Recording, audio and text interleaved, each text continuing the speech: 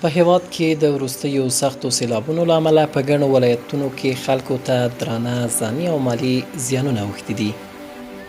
تقریبا څه کم 1 بجه ده د شپې او دا ټول ملګري چې څومره وو مجاهدین وو او عام ولس دا ټول تر دا اوسه پورې د دوی په ژغورنه کې بوخت. د راپورونو له مخې سیلابونو په بیلابیلو ولایتونو کې لسګونه تنه وژلي او سلګونه نور یې ټپیان کړي دي. دغه راز د خلکو کورونه یې ویجاړ کړي، کرنیزې ځمکې یې لاندې کړي او عامه لارې سړکونه هم زیانمن شوي دي. البته زخمیان په کمه اندازه باندې شته او د ټولو کورنیو جمله حساب به 250 تر 300 پورې وي.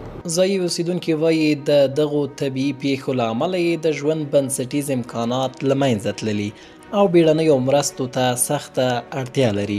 کله باران شروع وکړل، اوله خو لږ باران وروستی بیا ګلۍ بنا وکړله، سخت ډېر باران و، تیز باران او سیلاب راغی، موږ خیمې ویوړلې، رنجر راغلی، غټ موټر راوستل، مونږ کې موټر کې راوستلو، دلته موږ محفوظ ځای ته راوستلو، موږ سامانونه هر شی هلته کې پرېښودل، ځانونه هم راوباسل. خلک له حکومت او مرستندویه بنسټونو څخه د عاجلو مرستو او د راتلونکو ورته پیښو د مخنیوي لپاره د لازم لاسنیوي غوښتنه کوي.